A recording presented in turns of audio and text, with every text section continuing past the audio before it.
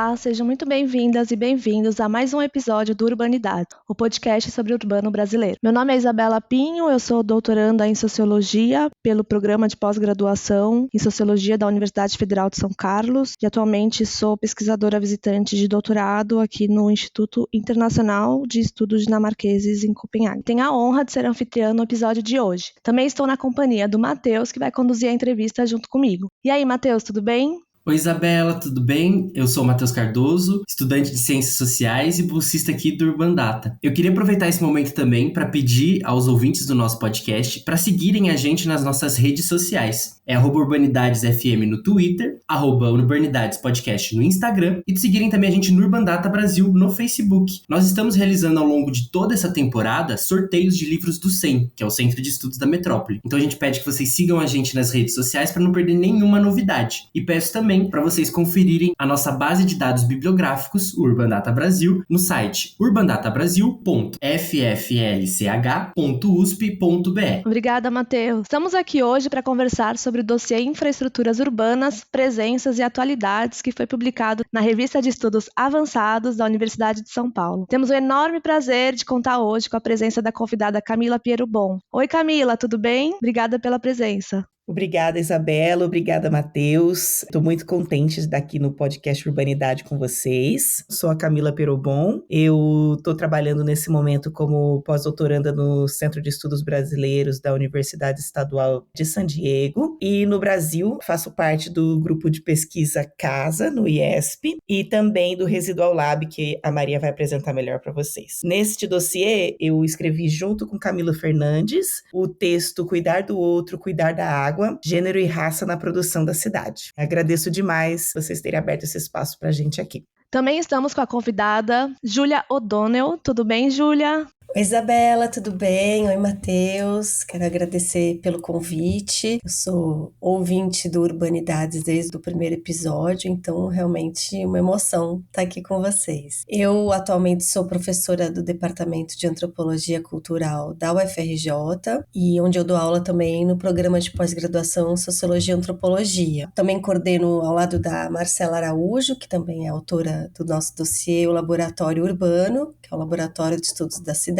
E aqui no dossiê, eu sou autora de um texto que chama Da Ciclovista à Ciclovia da Morte, a vida social de uma infraestrutura urbana. E por fim, também estamos com a convidada Maria Raquel Lima. Tudo bem, Maria Raquel? Como você está? Olá, Isabela, Matheus, é um prazer estar aqui também, tá? Eu sou a Maria Raquel Passos de Lima, sou antropóloga, sou professora do Departamento de Antropologia e do Programa de Pós-Graduação em Ciências Sociais da UERJ, e na UERJ eu coordeno também o Laboratório de Pesquisas, que é o Residual Lab, que é o Laboratório de Estudos Sociais dos Resíduos. Então, eu queria super agradecer o convite, falar que é um prazer estar aqui participando do podcast Urbanidades, que é um trabalho tão legal, e principalmente ao lado da Camila e da Júlia, né, que são colegas muito queridas também, para falar desse dossiê de infraestruturas urbanas recém-lançado. Nesse dossiê eu participo com um artigo chamado Infraestruturas Residuais, Colonialismos na Gestão de Resíduos e a Política Catadora. Então, esse dossiê é um trabalho muito gratificante de se fazer também por ser uma construção coletiva de vários grupos,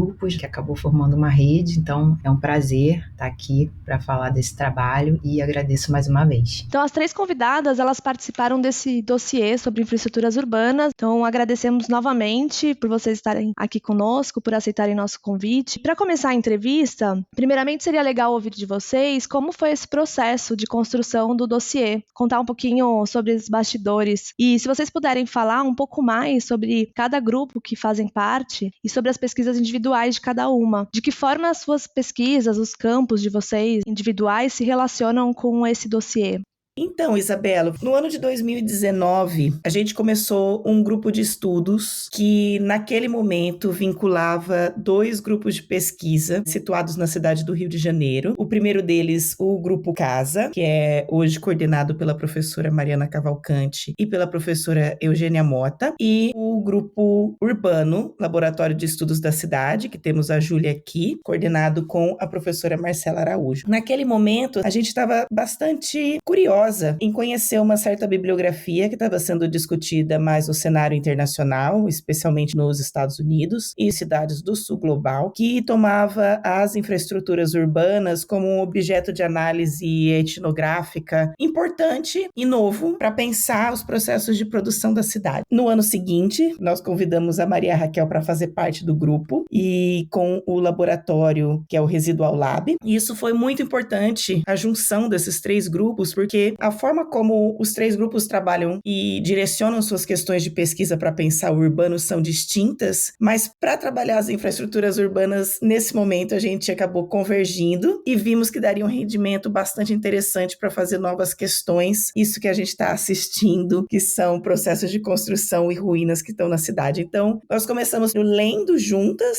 é um trabalho que começou lá em 2019 e o resultado foi aparecendo só agora em 2023. É um grupo que tem um funcionamento contínuo, é um encontro mensal para a gente ler e debater primeiro essa literatura internacional e depois para a gente poder pensar como nós podemos colocar questões para essa própria literatura, não só nos apropriando dela, mas também produzindo críticas a partir de um processo de produção das cidades no Brasil, mas no caso específico sobre as cidades do Rio de Janeiro. Nesse dossiê sobre infraestruturas urbanas, eu acabei escrevendo um texto com Camila Fernandes. A gente se juntou para tentar apresentar como a intermitência de água e o fornecimento desigual de água na cidade do Rio de Janeiro produz experiências de raça e classe, não só no tempo presente, mas como isso é um processo histórico de longa duração, nunca totalmente resolvido, e a gente tentou conectar algo que é pouco conectado nessa literatura de infraestrutura, que é a relação entre cuidado e infraestrutura urbana. Então, convido vocês para lerem o texto. Foi muito legal, foi muito bom escrever com a Camila, que foi uma super parceira nessa empreitada. Bom,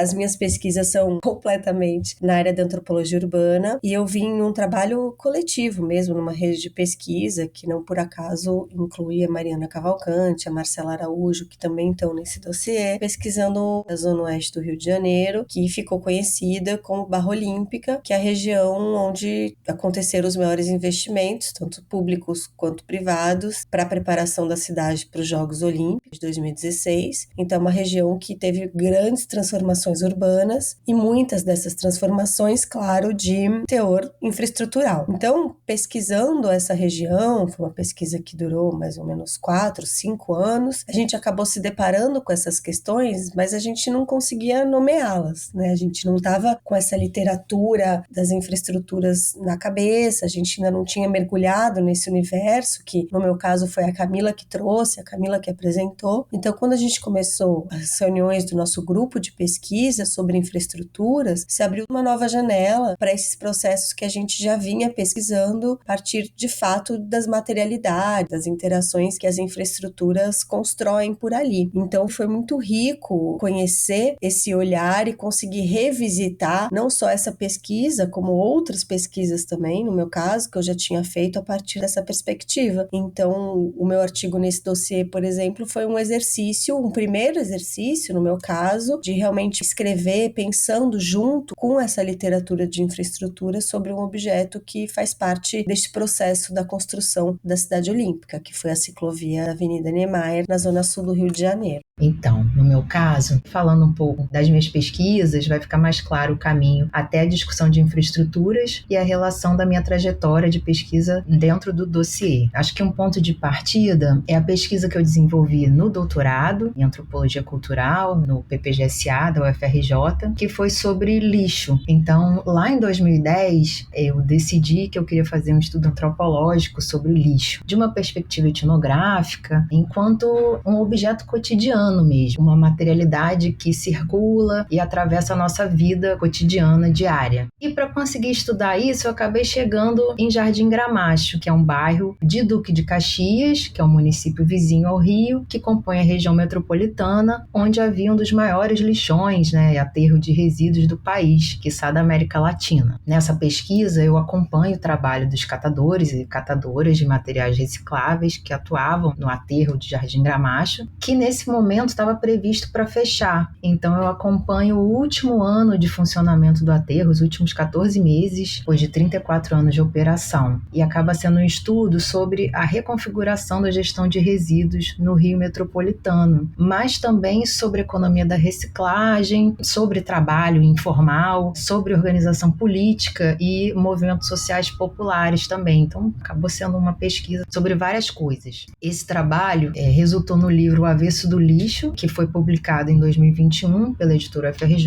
baseado na minha tese, e assim, ele abriu a minha visão. Eu percebi os resíduos como eles eram, na realidade, algo muito instigante intelectualmente, ao contrário da ideia comum de que é uma coisa inútil, é um resto sem valor, algo desprezível e marginal. Ficava claro que era profundamente relacional, era um hipermediador urbano e que tinham muitos mundos urbanos que se construíam a partir dele. Já no meu pós-doutorado, foi uma pesquisa no sul fluminense, que eu analisei um caso de contaminação em uma área da cidade de Volta Redonda por resíduos industriais da Companhia Siderúrgica Nacional. Um caso de um condomínio popular que foi construído em uma área de depósito de resíduos tóxicos, para ver a mobilização dos moradores afetados e as estratégias da empresa diante da repercussão do caso, enquanto uma controvérsia pública mesmo, em saúde ambiental. E aí é um caso bem diferente do anterior, onde tem já a mediação da ciência, da produção da ciência, como fundamental para determinar esses riscos e os danos causados por esses resíduos. Tem uma dimensão invisível, que são substâncias químicas tóxicas que não são aparentes. Nessa pesquisa, quando eu entrei em contato com esses estudos de infraestrutura e analisei esse caso com essa perspectiva, nesse caso ficou mais claro ainda para mim que a cidade como um todo de Volta Redonda constituía a infraestrutura siderúrgica da CSN, e essa perspectiva ajudava a relacionar aspectos e dimensões invisibilizadas que não eram vistas como integradas, como por exemplo a própria toxicidade da produção siderúrgica e seu espraiamento pela cidade e pelo meio ambiente onde as pessoas vivem. E aí, depois dessa inserção no campo de estudos de infraestrutura, eu vi que o diálogo entre a temática dos resíduos e das infraestruturas era muito profícuo, e eu comecei a aproximar e explorar justamente esses dois campos, dos estudos sociais dos resíduos e dos estudos de infraestrutura, que são ambos recentes, mesmo internacionalmente, e a partir dessa nova perspectiva aberta pelas infraestruturas, eu fiz, assim como a Júlia, esse movimento de revisitar a minha pesquisa inicial no campo dos resíduos. Então, eu volto para o meu material de Jardim Gramacho, e o resultado disso é esse texto que sai no dossiê, onde eu vou formalizar conceitualmente a ideia de infraestruturas residuais. Bom, nesse meio tempo também ocorre a minha inserção no grupo de estudos de infraestrutura. Eu apresentei esse texto da toxicidade lá, e também quando tem uma virada profissional na minha vida, que eu mudo de instituição, entro na UERJ, nesse contexto também que é fundado o Residual Lab, que vem de uma relação mais longa do diálogo com a Mariana Cavalcante, e a partir dessa trajetória de pesquisa que eu tracei rapidamente aqui, é bem situada nessa interseção entre questões urbanas e ambientais, que vem a proposta e a especificidade do Residual Lab de pensar o urbano e o ambiental conjuntamente, o ambiental desde o urbano. O laboratório trabalha também com esses dois eixos, e também com o eixo das imagens, das visualidades. Então convido vocês a conhecerem também o laboratório e o site do laboratório, para aproveitar aqui o jabá, residuallab.erj.br, e acompanhar os trabalhos aí nas nossas redes. Para finalizar a apresentação do dossiê, né, que é o dossiê com vários artigos, também temos que mencionar o artigo da Francesca Pillo, que é professora do Departamento de Geografia Humana e Planejamento da Universidade de Utrecht, nos Países Baixos. Pesquisadora, professora situada no norte global, mas que faz pesquisas aqui em favelas do Rio de Janeiro. Francesca também faz parte desse grupo de infraestruturas, discutindo com a gente, acompanhou, participou de toda a construção desses debates sobre textos, sobre as infraestruturas, a construção desse grupo. Então, o trabalho dela no dossiê é o artigo O Tecido Tecnopolítico do Rio de Janeiro, reflexões sobre a infraestrutura de eletricidade, que é um artigo que vai complementar também o dossiê, pensando a parte da energia elétrica. Então, ela faz pesquisas em favelas do Rio de Janeiro situadas na Zona Sul, que tem uma especificidade também, né? São favelas em áreas mais abastadas, e ela vai pensar um pouco o histórico de políticas voltadas para o fornecimento de energia, e pegando também, né, uma mudança específica quando a Light, que é a empresa de fornecimento de energia, instala nas favelas medidores. Então, esses medidores são pensados como infraestruturas elétricas que transformam, de fato, não só o modo de fornecimento dessa energia, mas também a própria produção do urbano, né? E como que isso impacta a vida dos moradores da favela, que são pensados aí nessa ambiguidade cidadãos, consumidores. Isso também se insere num contexto de políticas das UPPs, então com toda essa especificidade de contextos de projeto de pacificação dentro de uma política de segurança do Estado do Rio, que tem várias questões envolvidas, mas o texto dela vai pensar como que a partir dessa infraestrutura, desse dispositivo que organiza toda uma infraestrutura urbana nas favelas da cidade, isso opera uma reordenação mais ampla do espaço urbano, que também reproduz uma série de visões e fragmentações, e vendo isso a partir das práticas cotidianas dos moradores, que são formalizados por um certo lado, mas que também tem várias implicações, e a importância, inclusive, de ter uma conta de luz. Enfim, é um artigo bem legal também, e vale a pena conferir.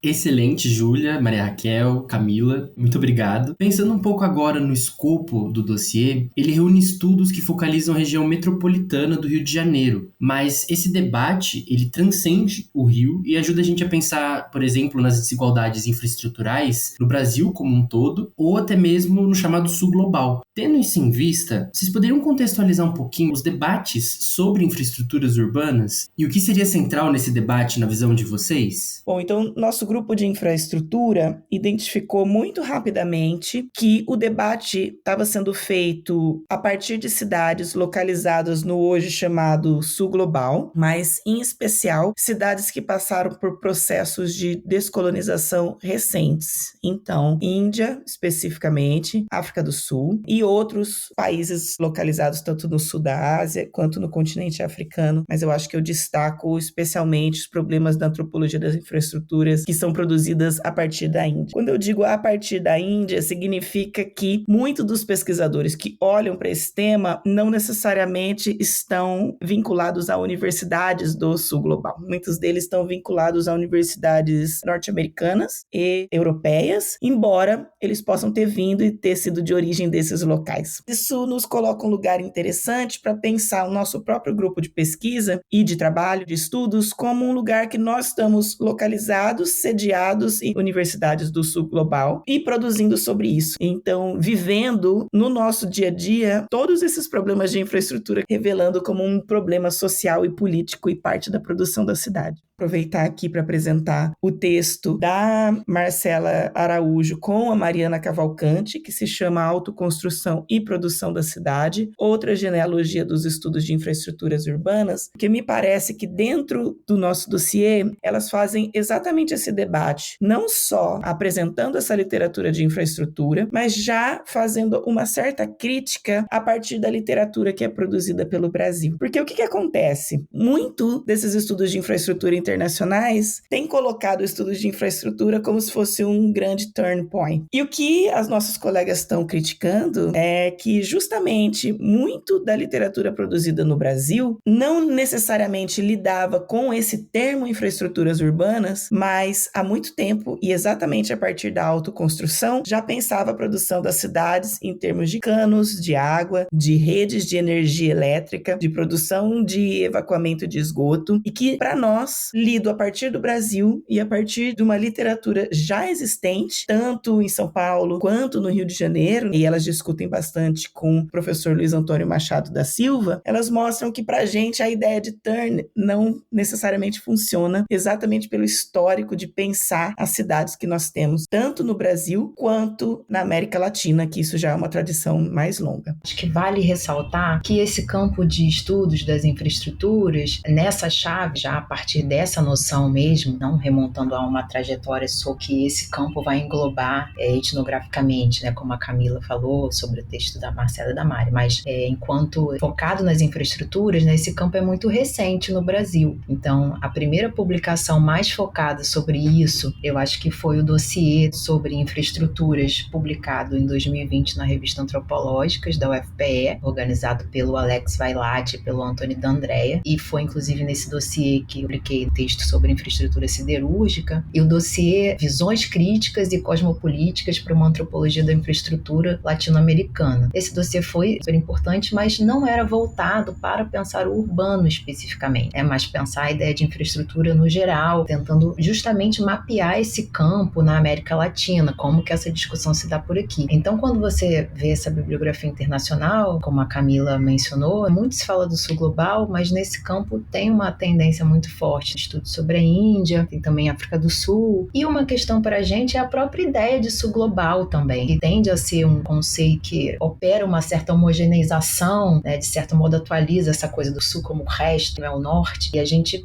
debateu muito isso. Então é um debate assim, de fundo que permeou esse dossiê, é pensar também esse sul global desde a América Latina e sobretudo desde o Brasil e as diferenças que existem aí também. Um dos ganhos de pensar em infraestrutura, a meu ver, é que ela permite também uma análise processual, pegando uma dimensão histórica de mais longa duração. Por exemplo, é a proposta que eu sigo no meu artigo. A infraestrutura permite analisar o próprio processo de conformação das cidades e suas especificidades históricas, porque a infraestrutura a gente pode pensar como uma materialidade que carrega em si muitas dimensões estéticas, simbólicas, políticas, raciais, econômicas. E a infraestrutura é um conceito teórico e metodológico que contém uma plasticidade, né, uma maleabilidade, que eu acho que é daí que vem a sua força, né, analítica, para justamente extrair similaridades entre contextos diversos ou perceber as particularidades, assim como ajuda a perceber as múltiplas dimensões, escalas e temporalidades envolvidas nessas infraestruturas. Acho que por isso que é tão potente. E sem abrir mão da textura e da complexidade da vida cotidiana, essa noção ajuda a gente a entender modelos de governança, modelos econômicos, de regimes políticos e suas alterações, e ao mesmo tempo perceber o que permanece, vai além das fronteiras fixas e dos modos convencionais de conhecer as cidades, o ambiente urbano e os fenômenos sociais mais amplos, né? Então acho que tem essa perspectiva também, que é um ganho.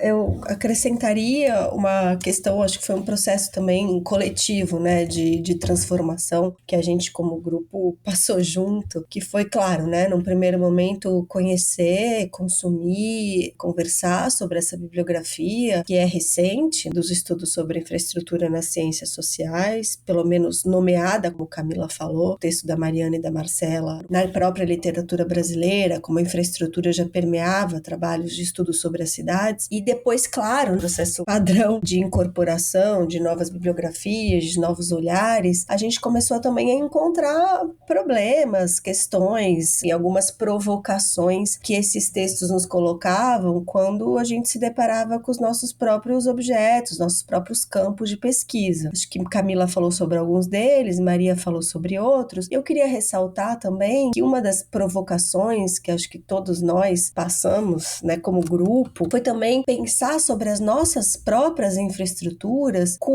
um olhar diferente daquele que, né, muitos acadêmicos, que como a Camila falou, apesar de estarem pesquisando em contextos, né, assim chamados sul global, países periféricos, trabalham em universidades institucionalmente situados no norte global, em países que, via de regra, têm menos questões infraestruturais, menos problemas infraestruturais. Então, acho que foi um processo muito interessante a gente também conseguir coletivamente desconstruindo algumas formas de olhar e de construir o que são os próprios problemas das infraestruturas. Desconstruir uma certa teleologia, talvez, do que é um problema, do que é exatamente uma forma de pensar uma ruína, de como uma infraestrutura tem que funcionar. Eu, no meu texto especificamente, procurei trabalhar isso, né? Uma ruína de uma ciclovia que funcionou menos de 6 meses e caiu, matando 2 pessoas. E aí é muito interessante ver como a população do entorno, que é basicamente a favela do Vidigal, aqui na zona sul do Rio de Janeiro, acabou ressignificando essa estrutura, transformando num lugar para pesca, por exemplo. Então é muito interessante essa provocação da gente tentar sair do lugar dessas categorias, dessas classificações como a quebra, a falha, o fracasso, dentro de que contextos históricos, de que contextos sociais e contextos culturais também essas categorias têm significado. Então acho que o fato de nós, né, além de pesquisarmos países periféricos, sermos também pesquisadoras nativas desse mundo, fez com que a gente pudesse talvez contribuir com esse outro olhar e entrar de fato, né, como agentes, como contribuidores desse campo efervescente, que é o campo dos estudos das infraestruturas, na sociologia e na antropologia.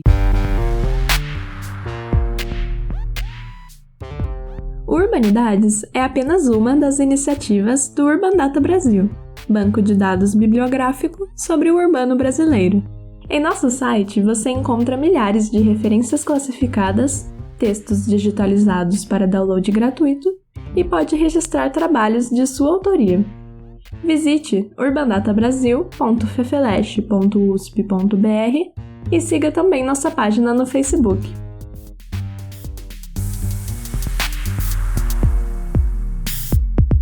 Muito, muito interessante. Acho que a contribuição de vocês é gigantesca e parabéns por isso. Falando um pouquinho agora sobre os artigos, voltando a algumas questões específicas, a gente percebe que tem um olhar assim bem cuidadoso e uma relevância de corpos racializados, generificados e também que possuem recorte de classe. Vocês poderiam dizer de que forma esses corpos podem ser vistos como infraestruturas ou, em outras palavras, como que as infraestruturas elas são operadas por esses corpos que muitas vezes são invisibilizados? Nesse sentido, vocês poderiam explicar um pouco o que seriam essas infraestruturas corporificadas? O que esse campo de estudos, teoricamente, tem a nos dizer sobre isso? Então, a referência principal dessa discussão é um texto de 2004 do Abdulmalik Simone, né, que é um professor em Sheffield, e ele tem um texto chamado People as Infrastructure, onde ele vai usar essa ideia para falar da cidade de Joanesburgo, na África do Sul, pensando um pouco a produção da vida coletiva, que pega a questão da linguagem, a questão das conexões urbanas, numa chave mais fragmentária, para pensar um pouco a dinâmica urbana, os entrecruzamentos dinâmicos entre as pessoas em uma cidade africana multiétnica, mas a abordagem dele é de uma perspectiva muito abstrata e que acaba soando muito metafórico, mais metafórico do que concreto. Mas essa ideia é muito potente e a partir dela a gente foi pensando os nossos contextos aqui no Brasil. Quando a gente pega o caso, por exemplo, dos catadores, que eu vou tratar mais especificamente, a gente vai entender como é que funciona o sistema de gestão de resíduos na cidade. As pessoas catam os objetos descartados com a mão, coletam, separam, carregam em carrinhos, nessas bags nas costas. E não é de hoje isso. Então, no meu artigo, eu abordo, dentro dessa perspectiva de uma abordagem mais processual, histórica, de longa duração, isso foi útil porque eu pude enquadrar, por exemplo,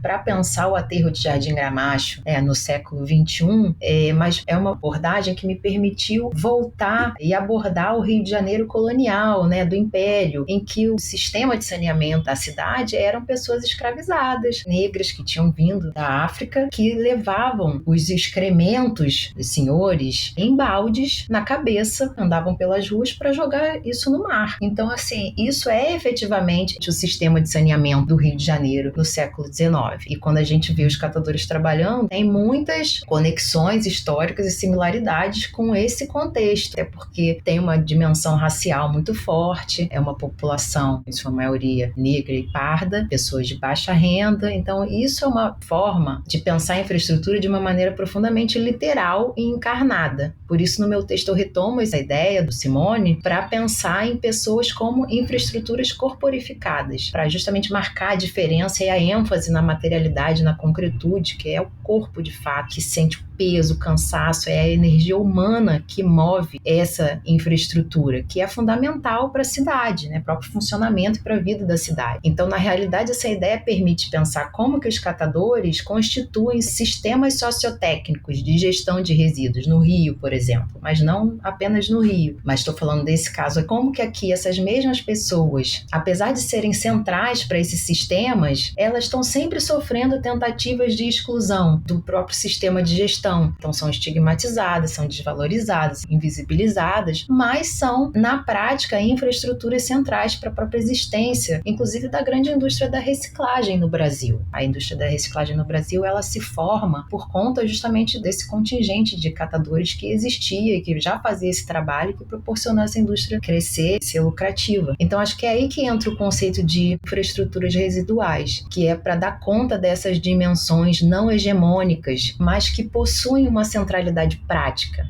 mas não são percebidas ou tratadas como tais. Então, é um conceito que fornece um prisma integrador, que busca restituir na análise o que permanece meio escondido nas sombras na prática e que permite dar uma centralidade analítica àquilo que é colocado ou percebido como marginal. Então, essa perspectiva, além de tudo, ajuda a visualizar e a compreender as desigualdades sociais, raciais e urbanas, com como que elas se reproduzem ao longo do tempo através das infraestruturas, por meio de caminhos que não são tão óbvios. Uma dimensão bem potente da noção de infraestruturas é também como a própria materialidade, a conformação das infraestruturas e o modo como elas funcionam também constrói e produz as próprias desigualdades. E porque elas sustentam e materializam essas desigualdades, enfim, fazer política. Então tem textos e trabalhos dentro dessa bibliografia vão mostrar também como que a infraestrutura tem uma dimensão política fundamental, que é disputada, que é reapropriada também por outros atores. Então tem essa dimensão, uma dinâmica política, uma luta ali, uma disputa. Esses processos são fundamentais na própria produção da cidade. E voltando de novo a esse texto que ela apresentou, que é um texto publicado em 2004 na Public Culture,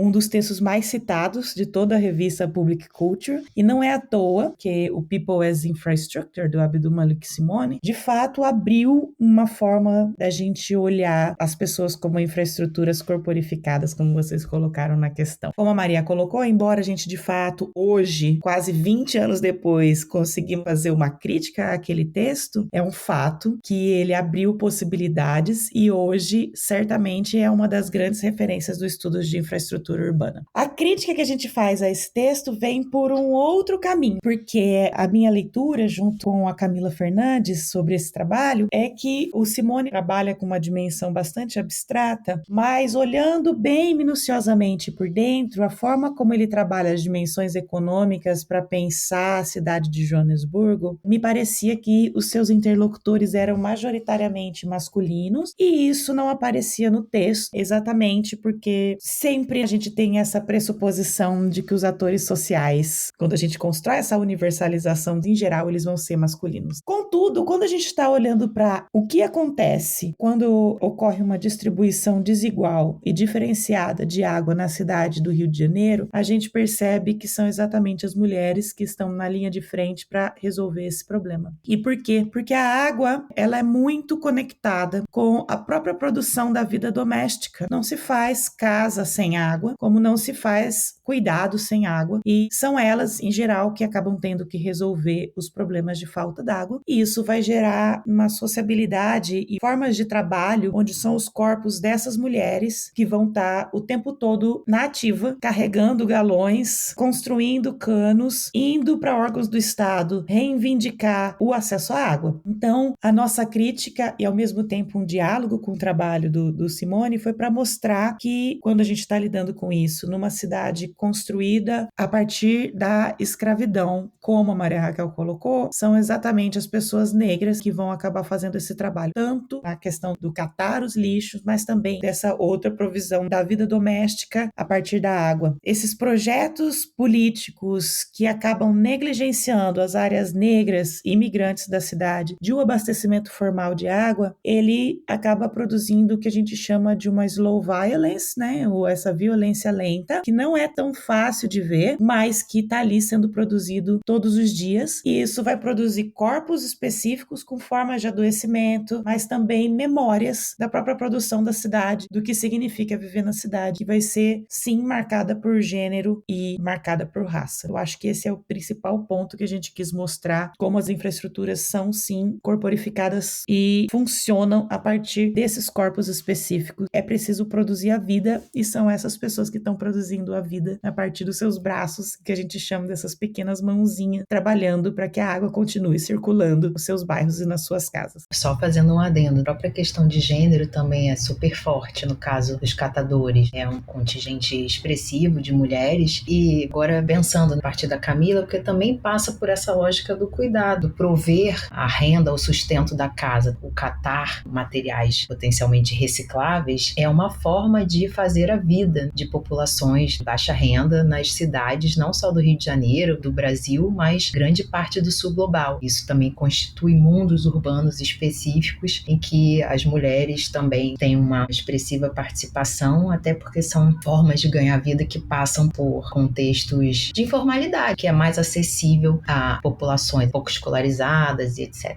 Só acho que fazer esse adendo é importante para fazer uma conexão com o que a Camila estava falando.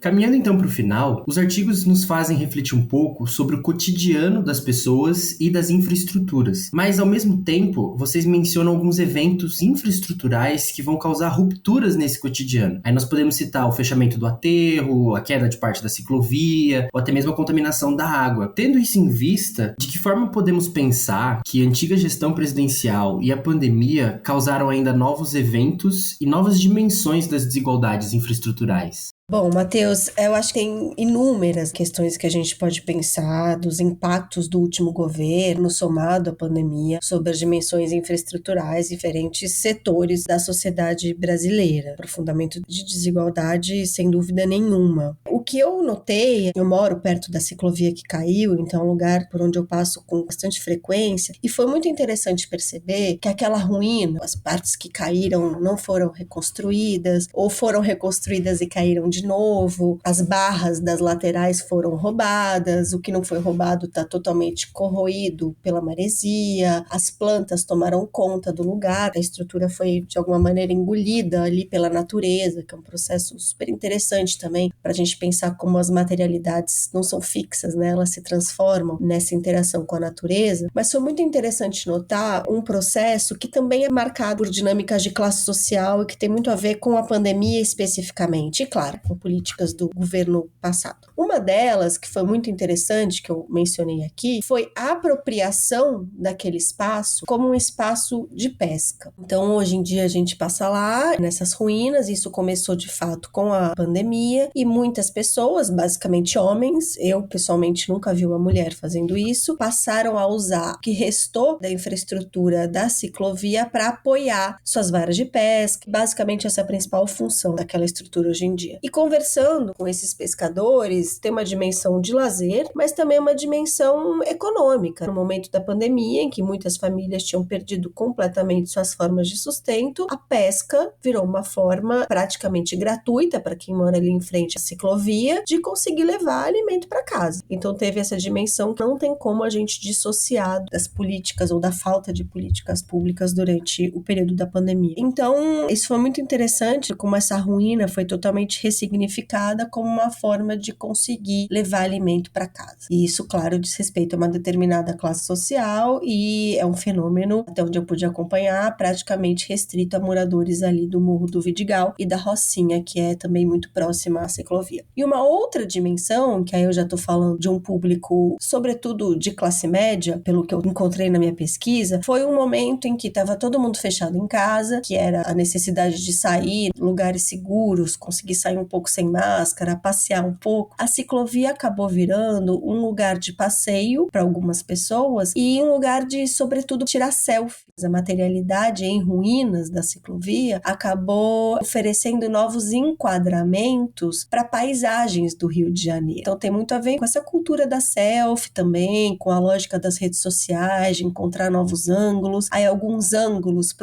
enquadramentos proporcionados pela ciclovia começaram a viralizar, viraram lugares populares para se tirar selfies. Então isso acabou virando, enfim, um fenômeno também nesse momento em que as pessoas procuravam lugares para sair, para passear, para se divertir. Então a gente tem aqui basicamente dois usos dessa estrutura da ciclovia hoje em dia e dois usos que foram implementados, digamos assim, durante o período da pandemia. Um deles, claro, muito relacionado à questão da falta de dinheiro de determinados grupos sociais, e o outro é um fenômeno mais de classe média, eu diria assim, relacionado à questão do confinamento propriamente dito. Mas é muito interessante, né, ver como a pandemia criou novas formas de usar e de construir a cidade, como as infraestruturas ajudam a gente a pensar sobre esses processos por ângulos que antes de ter contato com essa bibliografia muitas vezes podiam passar despercebidos. Então, pensando essa dimensão das desigualdades e a pandemia, o governo Bolsonaro foi um grande destruidor de infraestruturas, por um lado. Tem essa questão, né? As infraestruturas não são apenas essas materialidades, canos, estradas, vigas. A burocracia é uma infraestrutura também. Por exemplo, acabar com o ministério é acabar com uma infraestrutura. Interromper a fonte de financiamento e cortar repasse de verba, como aconteceu, né, com várias categorias, né, na cultura, na assistência social, na educação, é acabar com a infraestrutura. Sucatear órgãos de fiscalização ambiental, enfim, são infinitos os exemplos disso no governo Bolsonaro. E a conjunção junção com a pandemia foi bastante infeliz. Mas, para falar mais especificamente, puxando para o meu caso, dos catadores, por exemplo, tem uma diferença muito clara que a gente pode perceber, porque nos governos do Partido dos Trabalhadores foi criada e instituída a Política Nacional de Resíduos Sólidos, que foi um marco regulatório, uma conquista do movimento dos catadores, que tem um movimento nacional organizado desde 2001, 2002, e nessa política nacional, que foi um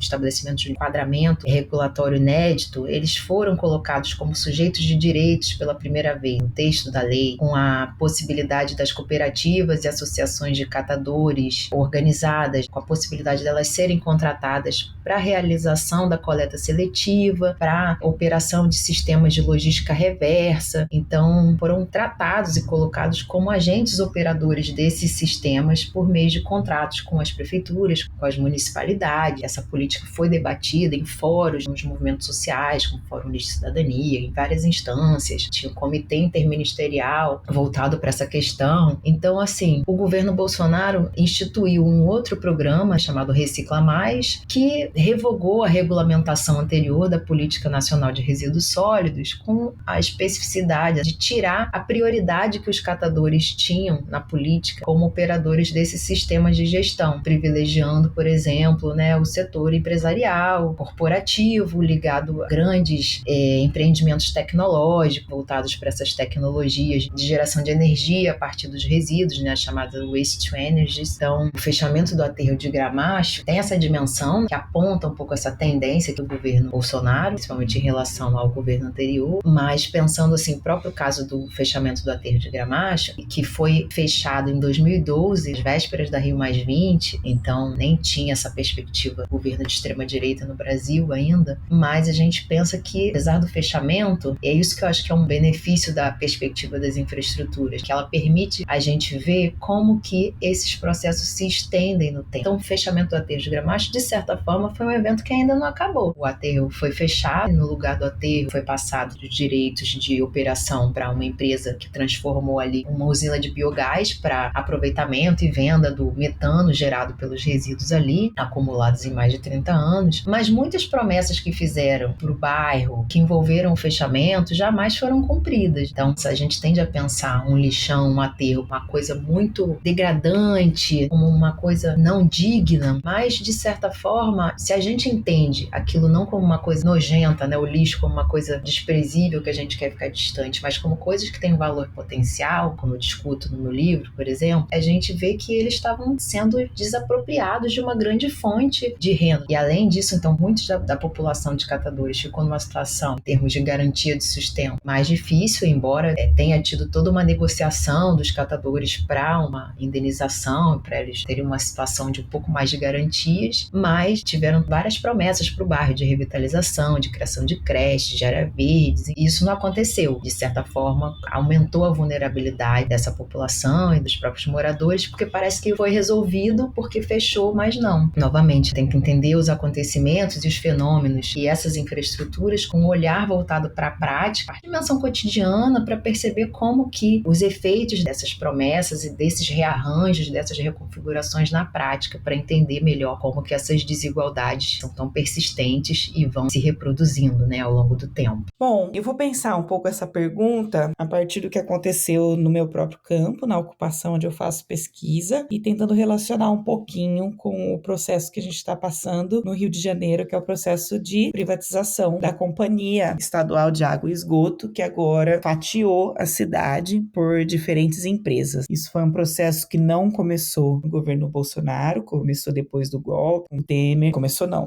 já tinha um processo aberto há décadas de tentativa de privatização, porém, ela se efetiva no governo Temer. E o que isso me traz para pensar essa junção quando chega um governo também de extrema-direita e que vai colocar todas as questões aí que as minhas colegas trouxeram. Primeiro, eu acho que quando a gente tem que pensar esse governo de extrema-direita, eu não pensaria ele como uma exceção do que a gente vive no Brasil, especialmente quando a gente faz uma leitura a partir das pessoas racializadas que vivem nas cidades. Então, a grande maioria dos meus interlocutores viveram experiências muito traumáticas de remoções, exatamente para a efetivação de Copa do Mundo e Olimpíada nessa região que é a região da central do Brasil. O problema de água já era um problema grave, que é quase tudo que vocês podem ler aí no texto que escrevi com Camila, porém ela se mistura no governo federal com os problemas dos governos locais e no caso que foi o processo de privatização da água. E o que a gente foi vendo nisso? Durante a pandemia, durante 2 anos e durante o verão, a incidência de chuvas fazia com que a água coletada para ser distribuída pela cidade se misturasse com o esgoto não tratado produzido na região metropolitana do Rio de Janeiro. A distribuição de água no Rio já era feita dessa forma, que é você abastece primeiro a Zona Sul e Barra da Tijuca e depois você vai distribuindo as outras partes do Rio de Janeiro e depois das regiões da Baixada, que a gente ainda nem está discutindo no nosso dossiê. Isso mostra que não é um problema só do governo passado, mas algo que se perpetua no tempo, o que não significa que ele não possa se agravar quando as verbas para reforma e manutenção, que é algo que a gente ainda não comentou aqui, são muito importantes. Porque muitas vezes a gente vai pensando sobre as infraestruturas, e já existe essa crítica, da gente pensar muito a partir das suas quebras, das suas falhas, etc. E um debate menor é feito a partir dessa manutenção e desses pequenos reparos, ou às vezes grandes reparos, que são importantes de serem feitos para que essas infraestruturas continuem funcionando. E isso não aconteceu. E isso não acontece agora. Então, o que tem acontecido, me parece, ali no centro do Rio de Janeiro, a partir do que os meus interlocutores estão me contando agora, é que o processo de privatização piorou a qualidade da água oferecida naquela região. Então, hoje eu recebo com muita frequência, e também recebi durante a pandemia, vídeos, fotografias de água chegando com a cor amarelada e que as pessoas vão me descrevendo com cheiro de ovo, com isso, com aquilo, onde as pessoas sequer conseguiam ter uma água para beber dentro de casa naquele momento que a orientação era para ficar confinado em casa para que você não fosse contaminado. Então, o que eu estou querendo dizer com isso? Para analisar as questões só como infraestrutura, é muito difícil a gente colocar dentro de um tempo tão curto, me parece. Eu acho que depende do tipo de infraestrutura que a gente está trabalhando, né? Então, tem um pouco o que a Júlia trouxe, que foi uma infraestrutura da ciclovia, que ela tem uma vida muito mais curta do que quando a gente trabalha com uma infraestrutura de água. Então, quando a gente está dizendo água, a água vai ter uma história centenária na cidade do Rio de Janeiro. Então, a gente precisa localizar de uma forma temporal muito mais longa, que ela é diferente de você conseguir concentrar a questão focada em apenas 3 ou 4 anos. São questões, assim, que eu acho que cada infraestrutura, isso pode ser um ganho também,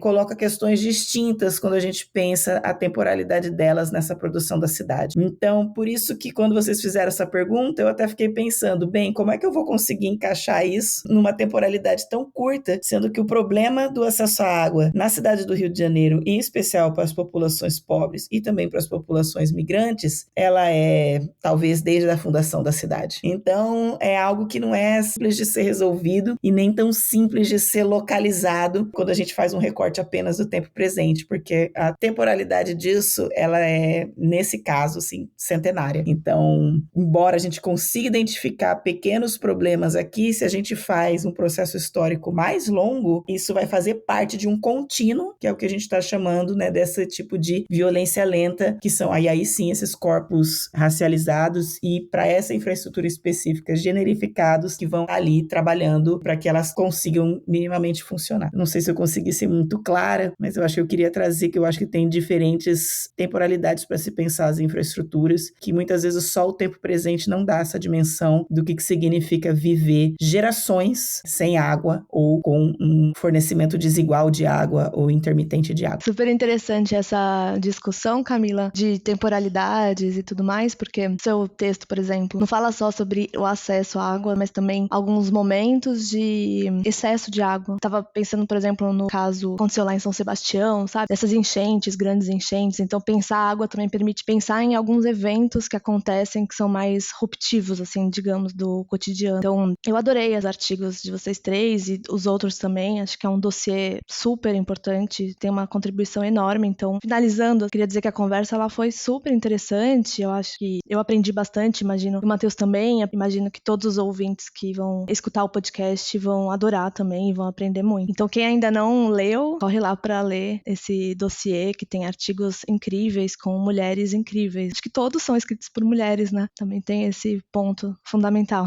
Vou finalizar agradecendo a Isabela, agradecendo o Matheus, agradecendo Urbanidades por esse espaço para a gente fazer essa conversa. E queria dizer que, só para vocês continuarem acompanhando os nossos trabalhos, que nós estamos, nesse momento, enquanto grupo e enquanto coletivo, focando nos estudos de água como parte da produção da cidade. Água em sentido ampliado. O que isso significa? Significa não só pensar a água potável, que é como é que eu trabalhei mais fortemente, mas pensar que a água está presente em muitos aspectos da vida social urbana, seja conectada aos resíduos, como por exemplo os esgotos, seja como um projeto urbano para canalização de rios e drenagem de áreas outrora alagadas, por exemplo, do centro do Rio de Janeiro, para a construção de habitações, também a potável, mas também as chuvas e as enchentes. E como uma cidade costeira, é importante a gente também dar uma olhada nos próprios movimentos das marés, a própria relação com a Baía de Guanabara, né? E trazendo essa ideia de águas urbanas também, não só água doce, potável, seus resíduos, mas também essas águas do mar, mostrando como elas estão interconectadas, lagoas, e é isso que a gente tem olhado. Quem sabe logo logo deve sair algum outro trabalho coletivo, de fato feito majoritariamente por mulheres no Rio de Janeiro, olhando para esse tema, tem sido cada vez mais fascinante para a gente. Eu agradeço demais, fico por aqui, estou muito contente de poder participar do Urbanidades mais uma vez. Nós estamos nós três e também Mariana, Marcela, trabalhando coletivamente num projeto sobre águas urbanas no Rio de Janeiro, foco na Baía de Guanabara. Realmente estamos todas pensando sobre água agora, o segundo momento dessa nossa jornada no mundo das infraestruturas. Eu pessoalmente estou fazendo uma pesquisa sobre o Piscinão de Ramos, que é uma infraestrutura de lazer, de água, voltada para as classes populares, classes trabalhadoras aqui da cidade do Rio de Janeiro. Então tem sido muito interessante também pensar que papel a água exerce nessa dimensão do lazer. Em breve a gente vai também poder construir mais e mais discussões, reflexões sobre esse tema que é super importante. Eu queria também convidar todo mundo que se interessa por cidades de maneira geral a seguir a nossa página do Urbano no Instagram, é urbano.ufrj.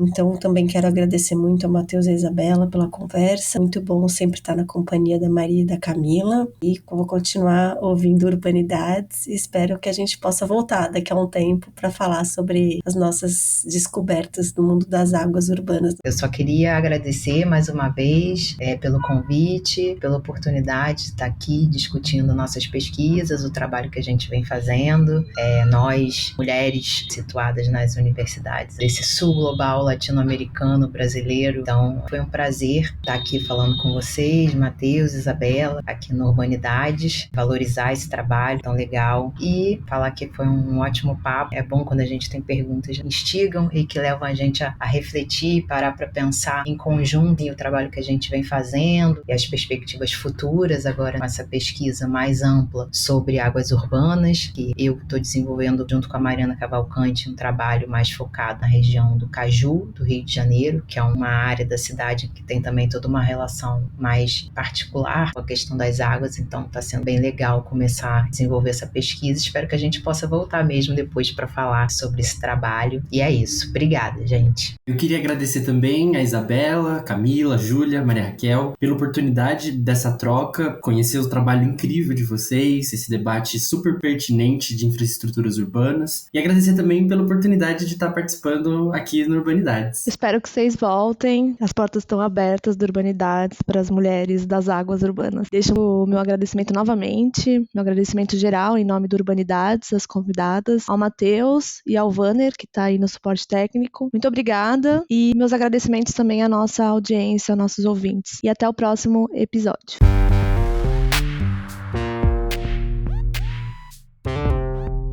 Este episódio foi editado por Gabriela Martins Gomes. O Urbanidades é produzido pelo Urbandata Brasil, banco de dados bibliográfico sobre o Brasil urbano. Ele é feito por bolsistas e associados, sob coordenação da professora Bianca Freire Medeiros. O Urbandata está vinculado ao Centro de Estudos da Metrópole e está sediado no Departamento de Sociologia da Universidade de São Paulo. Visite o perfil do Urbanidades no Instagram, @urbanidadespodcast, e a página do Urbandata Brasil no Facebook.